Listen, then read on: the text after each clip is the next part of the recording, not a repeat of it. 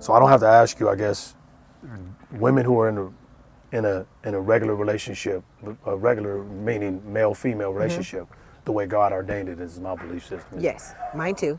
Yeah, man-women relationship prior to being in the same sex relationship, does that affect how a person, does it have a huge bearing on a person choosing that lifestyle? Being in a relationship with a man and how that relationship or how those relationships go, do they have a bearing on whether a person makes a decision to be gay? And I guess I don't really have to answer that because I think that you kind of spelled it out, that there were certain things that went on, father, boyfriend, different incidents, different incidences that took place leading up to that. Yeah. And it kind of, I guess, ushered in the decision eventually. Yeah. And made it okay. I think it left an opportunity, and that's all Satan needs is an opportunity to see like where you're weak at, where you're not covered at. And I was never covered by a male. Never. So of course that's an area of like, oh, okay, well, father's not there, molested at 5. That hasn't had a really serious boyfriend. None of these guys are godly, you know. This guy can go in and just, I was torn down in that relationship. Like the person I was when I entered was not the person that I was when I came out. I was very angry. I was very defensive. My guard was up. I didn't trust people, which is what made it easier for me to relate to a female that also felt the same way about men. There was nothing that a man could do for me that I couldn't do for myself. And so I became even more independent, where I don't need a man. I never had one that truly loved me, so I don't need you. And in that, I'm in this relationship with a female that took care of me just as well as a man could, and I was being treated like a queen. And that's where my fall started happening, where 19 years I'm dating women, and none of my relationships lasted past 2 years. We could be together a year and 364 days. You best believe on that 365th day, we were breaking up.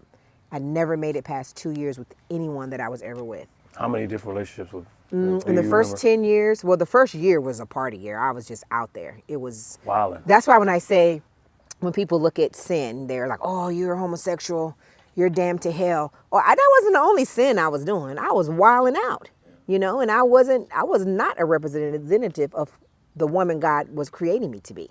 So on top of that sin, there were other sins, you know, and in the first 10 years, I would say I was probably in about 5 relationships, and some maybe more than that, because some lasted 2 years, some lasted 6 months. And as soon as one ended, went to the club, picked up the next girlfriend. I'm in love. Let's move in. Were they emotional relationships or were they sexual relationships? Or both? For me, they were always emotional. They were always emotional. Because for me, sex wasn't a huge thing. And I think that ties back into the molestation. Yeah.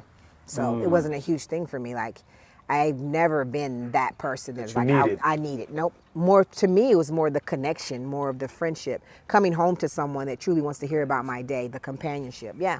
So it was, I'm estimating probably about 8 or 9 that I was serious with. And then as I went into the last 9 years, I found myself more alone, where I would be with someone and I could go out and I would meet no one.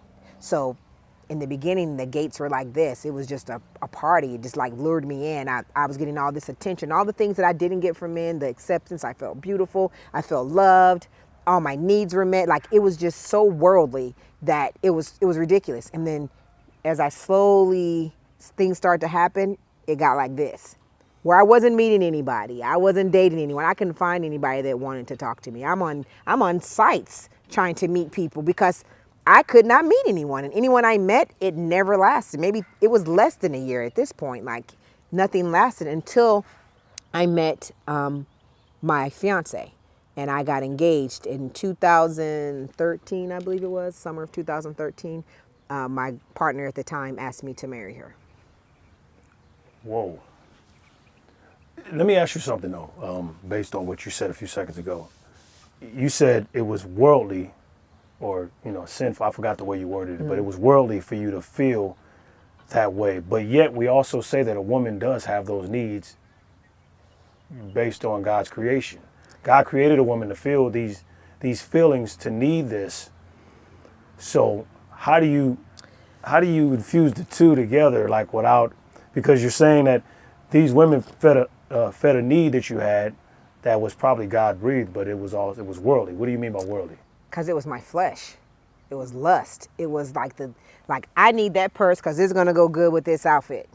You feel me? That to me is worldly. That's not. I don't need that purse. I want it. And my needs, my physical needs were met. I had a house, I had an apartment, I had a job, I had a car. Those are the things that I needed to be able to survive.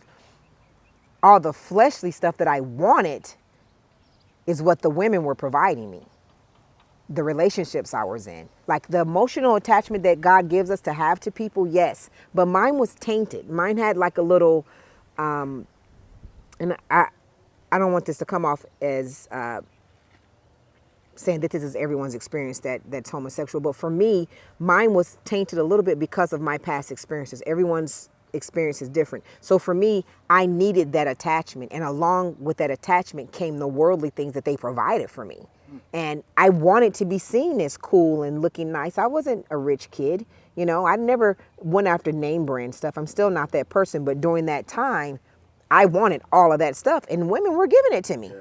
And I was like, this is the best thing since apple pie. It's flossy. You floss a little bit. I was like, and I felt beautiful. And but because the world's saying I was beautiful. Yeah. All the people walking up to me, you're beautiful, and I'm sorry, I keep getting things you're saying. One of the other things you said right now before I go to my next question is, you said you can't speak to everybody's experience as being homosexual or gay or same sex. What do you think is a universal thing that you can pull out of your hat to say that where you are now spiritually, and you can look back on that life, what do you think is a universal issue you see with it that you could say that this is likely the core or the origin or the foundation for why people choose same sex? If you think about it, it's about acceptance. For you being accepted for who you are. Because what is the biggest fight in same-sex relationships? Being accepted for who we are, right? Wow. I need you to see me for who I am. Mine stem back to, if my dad couldn't stay around to love me, why would any other man want me? If this man didn't respect a 5-year-old enough to molest her, why would any other man respect me? You understand? The women in my life are the ones that spoke life, that loved me unconditionally. That was my model. Not saying that is what made me go towards women, but that's what I knew. I knew women would take care of me and love me. And so when I felt so broken and just thrown out by this man, and this female is over here showing me something that I've always known, of course. So it's acceptance. It's like, who's going to love me and accept me for who I truly am? And that's when the enemy comes in and says, let me go ahead and twist this. And I think that's when the shift happened for me, where I never in my entire life, I wanted to get married. I wanted to have kids. I wanted a family. I wanted all that stuff. That was my dream as a kid. And it didn't happen. But I know now that it didn't happen because God has something else better. Something that I couldn't even imagine. So for me, I think the one thing is acceptance. And that's what I think the church is missing right now. Are we accepting these people into our hearts, or is it a us versus them? And you and I have even talked about it. Like, I'm so grateful that even when I was not with Christ, and I called myself an ATM Christian a lot when I preach, because I only went to God because I had the seeds when I needed something. When I felt like that blessing was given, I was like, thank you for the withdrawal, but I don't have anything to deposit back to you. I'll be back the next time my heart is broken. And that was my relationship with Christ. And every church I ever attended, I never was shamed, because I went to churches that was based on a love feel-good message, but nobody was speaking truth. Like, listen, what you're doing, yes, we love you, but what you're doing is not of God. Doesn't mean I don't love you. I love you. I don't agree with the sin. So what can we do to help you? And I feel there's a lot of churches that out now that has a us versus them mentality, but I think we can get back, talk about that a little later. But yeah, it's for me, I would say acceptance, because that's what it boils down to. That's the biggest talking point when you think about same sex. We want to be accepted. We want to be able to get married like heterosexual couples. You have all of that, but the enemy just comes in and twists it in such a way that you believe what you're saying is truth. And I can say that because I believed it. 100%. I thought I was gay. But God told me as I was driving on the freeway one day, I clearly heard, remember that time you thought you was gay? Like, I made you that way? And when I had that realization, I was like driving and I was like, I really thought that. And I just was so grateful that those thoughts no longer had any hold in my mind.